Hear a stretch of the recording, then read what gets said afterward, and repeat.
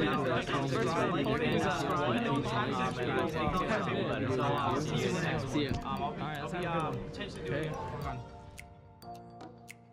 what's up, guys? Welcome today to a challenge that I did for myself. I wanted to essentially create a budget deck for you guys that I think is so meta relevant in today's format. And so I decided to showcase off the generator list I have. I looked and went on TCG Player. I typed it in and I looked at the prices for them, and it's sub $200 at least for like the main deck and like the extra deck. And of course, like the side deck is something that like you can fill in to like meet the meta call. But yeah, guys, without further ado, I will walk you guys right through this deck profile. So I play 2 Har. He's like the new generator that came out of Eternity Code. So let me explain to you what he does. The first effect is a quick effect where if your opponent adds a card from the deck to their hand, except during the draw phase, which applies during the damage step as well, you can actually make your opponent send 1 monster from their hand or field to the graveyard. So it's like a really nice it's a really nice like hand loop effect, or you can like make them send like a problematic monster on their side of the field if they don't control a monster. And then the second effect is like the Omni Negate, which can tribute both effects or activation. So what that means is like you can negate the activation of a pendulum in the hand or negate the pendulum effect itself, which is like really cool. It makes it more flexible, and all you have to do is tribute 2 generators and or spellcaster monsters. Then you play the 1 Mardell. I believe you only need 1 of her. She's really bad post resolving her effect. You want to summon her off Loper if you don't have access to her boss stage. But she's really cool because most people don't realize she can search any generator card. So she can search you boss quest, stage, or fight. And I'll explain to you what these cards do later in the profile. Next, in terms of like other tech choices of the generators that I like to play that I think are the best ones are Dude Garda. He has like an ABC Buster effect where you tribute 2 generator monsters and or rock monsters and then target 1 card on the field and banish it. He can tribute rock monsters, which means he can actually tribute like Nibiru tokens or like Nibiru himself. So it's like pretty cool. Then you have Nihog. Nihog is essentially like a Solemn Warning, but kind of a worse one because it only negates inherent special summons or special summons that don't start a chain. So keep that in mind when you try to use his effect. He only negates special summons that don't start a chain. So for example, if they activate Adamantipator, Analyzer, and hand to special summon itself from the hand, Nihog cannot negate that special summon because it starts a chain. Just like put it very super simply. I'm gonna skip over the Trias. I'll go right back to him. I just want to finish off the generator lineup. Then you have Dovelis. Dovelis is needed just because the deck plays a lot of inherent breaks. Like all these level 9s are like bricks. But what Dovelis does is it lets you tribute as many generator monsters or machine monsters on the field and special summon, like dump your whole hand of generator monsters. So for example, if I open up Har and Mardell, like the only way I really get them out of my hand is through Kikikiri Curse or Dovelis, which lets me flood the monsters onto the field. And because the opponent doesn't have public knowledge of your hand, like you can like kind of surprise them when you summon Dovelis off of boss stage, because they're like kind of like worried, like, you know, what am I going to summon off of Dovelis? It's going to be like a huge swarm. And then you play double Hela. I believe double Hela is necessary because Hela is your only way of recursion, and like it's the best card in the deck to let you grind games. So what I mean by this is that it has the effect where it can tribute any generator monster or zombie monster, so which is kind of cool because like under Zombie World you can like tribute anything. But anyways, like with Hela, you can tribute any of one of those monsters, and you can target essentially 1 generator monster or 1 zombie monster in my graveyard and then reborn them. This is like really nice because it lets you recycle back all your like generators that are tributed. And then you play the new card in Eternity Code, which is Loper. This card is like insane. This is what I think elevated the deck to the next level. Essentially what this card does is it lets you tribute any generator monster and then special summons any level 9 generator monster from your deck with a different name. It's a quick effect during the main phase. So yeah, there's not much to say about this. This card is just absolutely insane. It has this other effect too, which is like a quote-unquote passive effect where all the generator monsters gain 1,000 attack or defense during the opponent's turn only. This is really nice because it makes all your tokens 25 stats, which is like insane. And now we'll move back to like Trias. So let me explain to you what this card does. This card, when it's in the hand or graveyard, which is important to note, you can tribute up to 3 fairy monsters for cost. and essentially apply the following effects based on how many fairy monsters you tribute. If you tribute 2 monsters, you can non-target pop 1 card on the opponent's side of the field, and if you tribute up to 3, you can draw 2 cards. Why this is absolutely insane is because if you read boss stage, all the tokens are fairy monsters, which makes that like which raises the ceiling of your deck like by so much. And that's why I chose to like play Gamma and like more hand traps, because you can draw into them and resolve them. So like it lets you draw into hand traps, it pops a card on the opponent's field, and it's just like so good. It provides like added consistency. So like if you draw boss stage, you get and Trias, you get like essentially 2 disruptions, 2 draws, which I think is really, really good. And you can potentially draw into like more broken cards.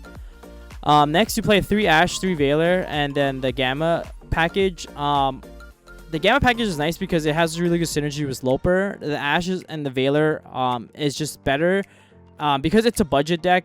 It's better to play Veiler or Imperm, but Veiler is actually just better overall in this variant of the build, because Trias drawing you into Veiler lets you resolve Veiler, whereas if you Trias into like a Imperm, you can't use the Imperm right away, whereas for Veiler you can. And so that's why I think Veiler is technically better, even though Veiler is a cheaper card. The other thing I would also want to say is like the Gamma package you can technically cut out. That's why I put it at the end of the deck profiles, because I believe you can technically cut out for like DD Crow, the new Ghost Mortar hand trap, like Ghost Ogre, Bell, any cards that you can immediately resolve if you were to draw on the opponent's turn, which is like good synergy with Trias. The next thing is triple Callby. Callby is a really impactful offensive and defensive card. That's why I really like Call by the Grave. It's just really good at stopping hand traps or your cards resolve, like boss stage. And it just like it can be used offensively. So when you get rid of their block tracking, you can call by it. Call buying the Eldritch in the grind game is like really insane as well. So I think call by is like just, I think like almost a staple in every deck now. It's just like so good. Then you have like the terraforming. It's just essentially the 4th copy of boss stage, just for consistency. Boss stage, which is like the most busted card in the deck. It's like an insane field spell that literally gives you like +2. It summons a monster on your opponent's turn, any generator deck monster from your from your deck, and whenever a generator monster is special summoned to your side of the field during the opponent's turn, you can special summon as many tokens as possible. So the really cool interaction with this is that you can go boss stage into Loper, trigger stage to get tokens, and then trigger Loper to summon any other card, so you essentially get a free body. The other cool interaction with boss stage since the introduction of Loper is that you can go boss stage into Loper, don't trigger the effect to get tokens, so you can play around more stuff, and then trigger Loper to summon from your deck, then trigger the tokens. Another cool interaction that I want to talk about is that the first effect of boss stage is not a hard once per turn. So if you have multiple boss stages, you can actually resolve it multiple times, which leads me to the next card, which is boss fight. So boss fight is really cool because what it does is essentially like is a metaverse for the deck, but it's a metaverse that automatically triggers the boss stage. What that means is that when you activate the field spell, it lets you activate the field spell from your deck or graveyard. So it's also technically a form of recursion if you were to go through all 3 boss stages. And then you have the boss quest. Boss quest is really nice because it unbricks you. It shuffles back your generator like bricks, and then lets you add essentially boss stage and boss fight, which is like insane. Then you have drag down into the grave. I think this is like a really cool attack that I play in the deck, because turn 1, if you open up stage and drag down, you can go stage, activate drag down to rip a hand trap out of their hand, or like rip anything else, because they can't really hand trap your stage because it won't be able to trigger. So you activate drag down to rip a hand trap out of their hand, and then you can dump your bricks. You can dump the Trias because you set your whole hand, or like you can just if it's like a hand trap, it's fine, you give up your hand trap for their hand trap, but then you can trigger stage, because if you read drag down, upon the resolution of this card resolving, both players draw 1 card, which means you can actually trigger boss stage immediately, which is essentially gives you a +1 over your opponent, and you have public knowledge of their entire hand. So that's why drag down is really good. I play Cookie Kiri Curse, or I call it Cookie Cutter Curse because I just can't pronounce the name. I can't pronounce the K's for some reason. But this card is really good because it lets because you're playing the Trias engine, so you have like 11 level 9s to like dump from your hand to the graveyard to like draw 2 cards. And like if you were to like draw it with Trias, like it can actually the Trias triggers in the graveyard as well, so that's like really neat. Just mathematically, I don't think this curse is the best card, but as a budget alternative, I think it's really good in a pure build. Personally, I think Extravagance is a way better alternative, but Extravagance kind of conflicts with Drag Down, so that's why I think technically Curse would be better if you want to play with the Drag Downs. And of course, drawing into more hand traps is like always nice. The other benefit of before I resolve like explaining the main deck, though, the other benefit of playing more hand traps is that you don't commit a lot to your back row. So if they were to like lightning storm you and call back row, like you don't really care. You actually will let that resolve, and then you save your hard negate for something more impactful that actually stops the opponent's turn. So that's and then essentially you have like interruptions in your hand that the opponent can't see, so they have to like cautiously play around what's visible on the field through stage, but then also they have to play through like a myriad of like hand traps, which makes the deck like really tough to crack. But also it also raises the ceiling for the deck, or like it increases the defensive nature of the deck because it's going second, because it is a tougher deck playing going second. But when you have these hand traps, it allows you to like get a chance to play, and the point of the Generator deck is that if it can play, then it can like get to a win con. And so that's like why it's really important. Next, I'll go into like the extra deck. So I played 9 Lives Cat because it essentially is a pseudo Hela. Essentially it's a monster reborn of a level 9 in your graveyard, and then it also has a protection effect where like your opponent can target essentially the monsters you summon from your graveyard. And then you play double True King, double Earth Slicer, just because they actually could come up. It helps you stall the game and just keeps and also helps you maintain control. Earth Slicer, which is a rank 9 XYZ that people don't know about, is that it has 2 effects. The first effect, that if it destroys a monster by battle, you can attach to it as material. And then the first effect is you can attach like as many materials as possible from this card, and then target that many cards on the field and destroy it, which is nice. It helps you remove and then OTK your opponent.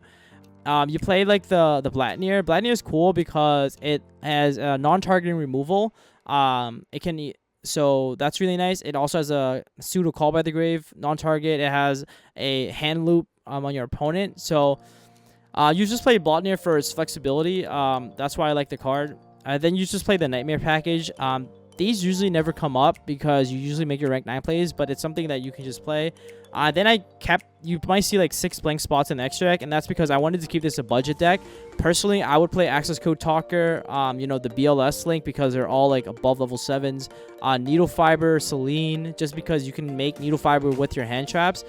Summon the Effect Veiler, make Selene bring back Effect Veiler, and then go into Access Code Talker, which gives you like essentially a pop 2 for free, and a 5300 beast stick just off of Needle Fiber alone.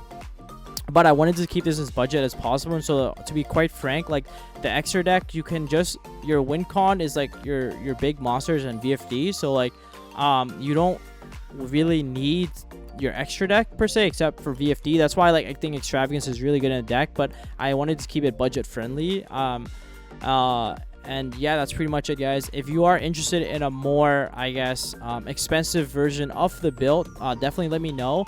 But I essentially wanted to give you guys like a budget list that can contend with the meta, and a list that like is affordable, especially during like seasons or like during like troubling times like the like the COVID-19 situation. So definitely pick these cards up if you don't have the chance already, if you enjoy this deck. It's definitely one of my favorite decks to play. It plays on your opponent's turn quite frequently, and I like that, and I like interacting with my opponent, so that's why Generaider is like really cool. It's definitely one of the decks that tailors to my playstyle, and so if you are interested, definitely give it a shot and pick it up for sure. And without further ado, we'll go into our side deck. So this is like, I guess, like I tried to make the side deck kind of budget as well, but I 3 Nibiru, 3 Spear Mode, 3 Evenly, the Pankratops, Mind Control, Cosmics, and then Judgment. To be quite honest, like I know Evenly Match is like still really expensive because it keeps getting bought out, but there are technically 3 reprints, so I think it's somewhat affordable. Nibiru, I think most people should have all of like the Nibirus anyways because it was like a promo in the Megatins. I know it did get bought out recently. But I guess like a lot of the cards in this deck are like staples that most people would have anyways, like Ash Blossom, Veiler, Gammas, Nibiru, Pankratoss, Mind Control, Evenly Matched, Spear Mode, just staples that people would have anyway. So if you really want to look at the core itself, it's like probably I think it's around like $100 when I like put it into like TCG Player. I can just like the boss stages are $10 each, Mardell's around 20-25. The Hars are around probably I would say around 2-3. Hellas are 2-3s. Lopers are 7-8s. But the core itself is like really cheap. So yeah, guys, I really hope you enjoyed this deck profile. And yeah, guys, let me know your comments in the comment section below if you think this deck is something you would pick up. Let me know if you've tested this deck and your thoughts on whether or not you enjoy it. But yeah, guys, thank you so much, and I'll see you guys in the next one. Peace.